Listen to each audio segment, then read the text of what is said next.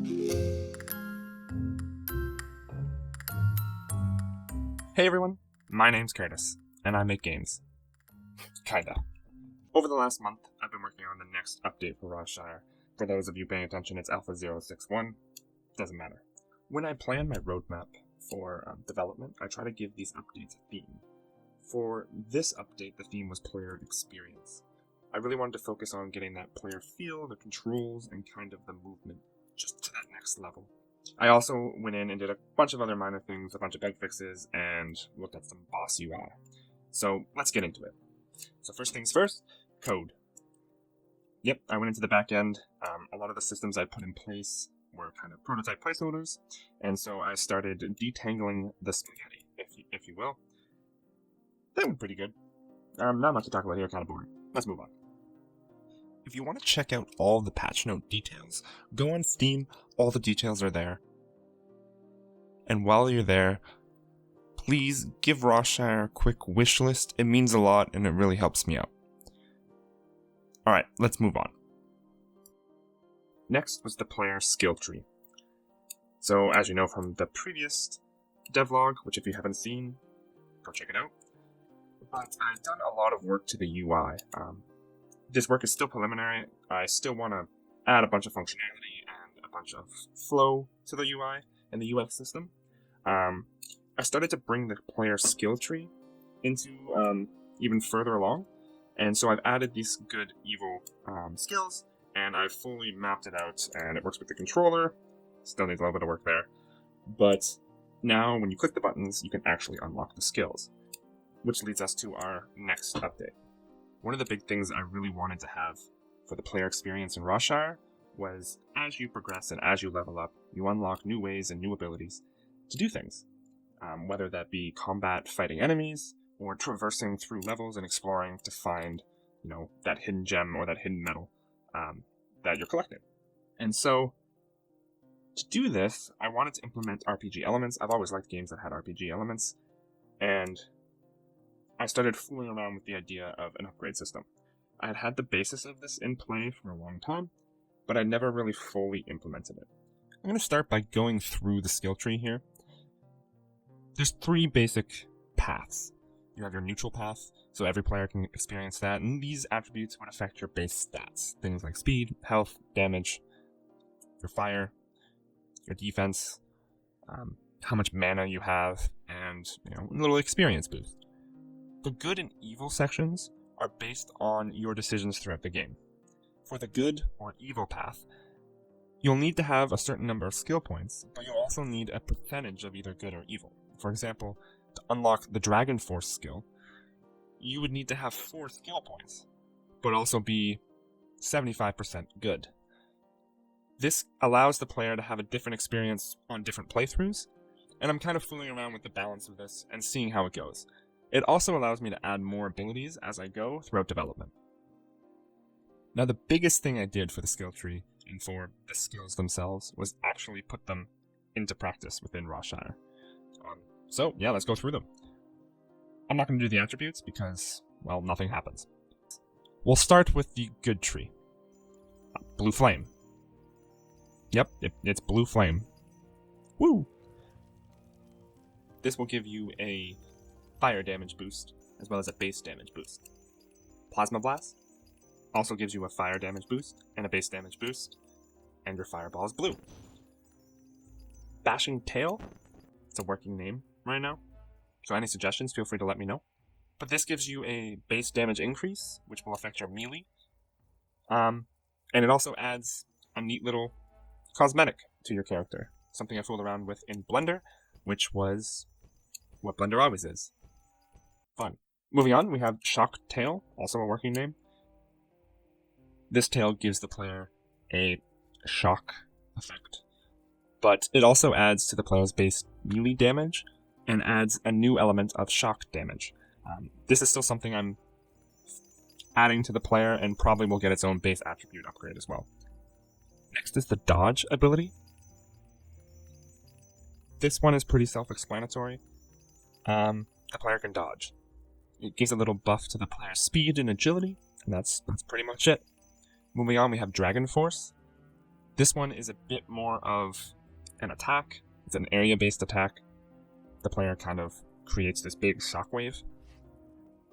This will do a lot of damage to players around. It does double damage as well as it does do an increase to the base damage stat as well as shock damage. I've also kind of been toying with the ability to have some of the shock attacks create a stun effect on enemies. This is something I've kind of added to the backlog, maybe in the future sort of thing. And finally, the end of the good tree is the fly ability. Basically, you unlock free flight and can fly around all the levels. This is something that I know from anyone else who's ever played any dragon-like games. It's something we all want. And so I wanted to make sure it was in there. Now, to the evil tree.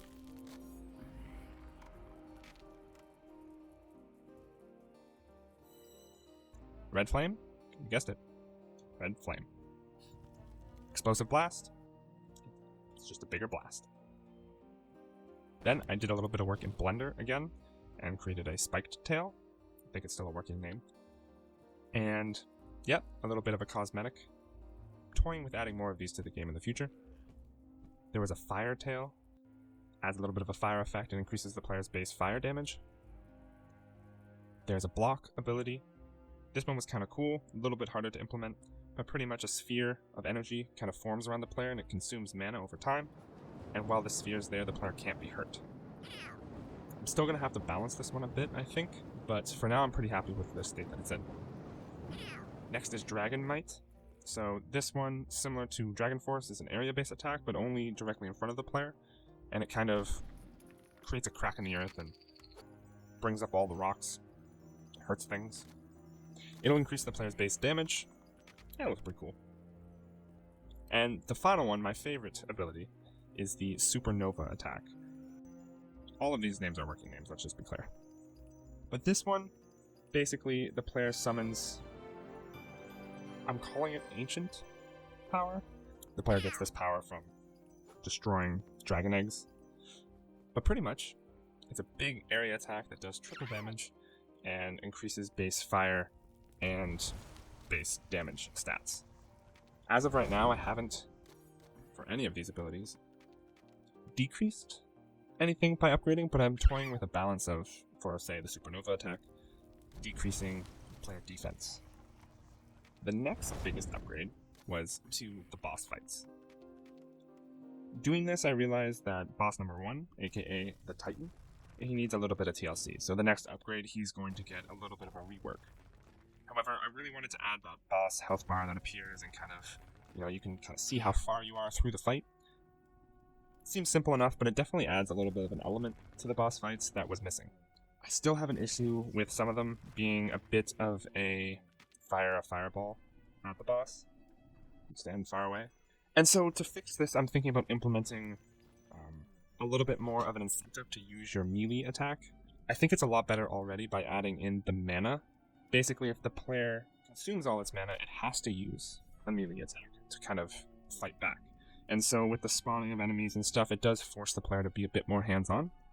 But I think there can be more to be done, whether it be certain pieces of the boss have to be attacked via, melee. And that'll cause the boss to break and fall down. Still a work in progress. And since there's going to be 6, maybe 7 boss fights throughout this game, I'm going to want to make sure I get that balance right. The rest of the stuff was pretty, I called it minor. I did a lot of work to the player movement and the camera placement, made it consistent throughout all the levels. I'm going to come back to camera placement. It definitely needs a little bit of work, and I want to make sure that that's a bit smooth. I added a collision layer so that the camera wouldn't collide with certain layers, and I played around with the player movement speeds and animation speeds to try to make it feel more responsive. And I think I was quite successful with that. Some other things were I added an underwater camera effect for post-processing that is activated when you go underwater. This will be adjusted, but I'm quite happy with it. I implemented, as I mentioned, a player mana stat that decreases when you use special abilities. I added camera shake, very minor, still needs some tweaks, but I'll address that when I get to the camera issues. I fully implemented all the achievements, which doesn't kind of give you any visual excitement, but there was a lot of back-end stuff to make sure that they popped the way they're supposed to. I added fast travel to the map menu. If you've beaten a level, you can go back through the map and fast travel to it. And I've implemented a couple other player stats like fire damage. I separated that from base damage. I also added defensive stat and the experience multiplier, with the intention to add a few more, I believe. So the goal of this update was to improve the player experience and give the player the ability to progress, not just through completing levels and moving on to the next one. It also gives players a reason to go back and play levels maybe they didn't fully complete. And so I want to make that experience kind of fluid and easy to use. There's obviously still a lot of work left to do in this department, and I feel like it's a never-ending battle to get that flow and feel correct, but I'm happy with the progress made so far. So, what's next? Well, for my next update, Alpha 062, I want to continue working on this player experience. But the focus and the theme will be the game flow. And what I mean by that is how the game flows, whether you're going between levels, into combat, out of combat, camera positions, cutscenes, kind of create at least the good basis for those mechanics and systems that I can build upon and scale upwards. What I have now works and could be scaled upward, but for some of the ideas I have moving on to later levels and kind of changing it up to keep the play experience kind of new and exciting, I need a more robust system, and from all the code cleanup I did, which took up, to be honest, 80% of the time for this upgrade, I want to keep doing that to the point where that stuff will make future updates of, new levels, new zones, new bosses, new enemies, the fun stuff, easier to implement moving forward. And so I'm going to keep focusing on that until it's something that I can move past. Basically, until it's lasagna instead of spaghetti. But looking at specific things I have kind of planned, I want to balance and work on that Titan boss fight, as well as the Scorpion King boss fight as well. I want to complete the Mystic Cave levels. The boss level for the Mystic Cave environment is kind of lacking everything except for the boss. And I also want to do some polish and cleanup on, the transitions between those levels and some of the puzzle placements and stuff. I want to create a cutscene management system. I'm going to do a lot of research on this one and try to put it into place, something I can use in every level that really makes cutscenes not as daunting as they are now. This falls into that polish of game flow and transitions. I'm also going to add a little bit of story elements, basically in the Sanctuary level, so your level select kind of hub, homeworld if you will. I'm going to be adding some story elements. Basically, I want that level to kind of change as you progress based not only on your decisions, but your progression. And so I have a couple ideas for that hopefully work out, and I can show you in the next devlog. And then the UI itself, I'm going to be adding some hover menus for the skill tree that kind of tells you why you can upgrade it, why you can, what it'll do, how it'll affect your player, etc. And some other minor changes to the controls side of things, because that area has been lacking. I've been putting off audio as well, and I'm going to continue putting off audio. I'll get to it. And then I have some other HUD indicators that I want to add when the player's sprinting, when the player's not sprinting, when they have a skill point available to level up, all that kind of thing. And obviously more bugs, and, if time permits, maybe some sneak peeks at the Snowy Plains, which is the next set of levels. Because as of right now, what's available in the alpha version is, you got the homeworld, you got the tutorial levels, there's 2 of them, and then you have the Mountain Valley levels and a boss, and the Mystic Cave levels and a boss. Still missing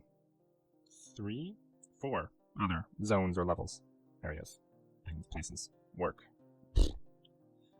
Anyway, thanks for listening. And yeah, you guys are amazing. The channel has reached 3 digits in subscribers, which, blows my mind.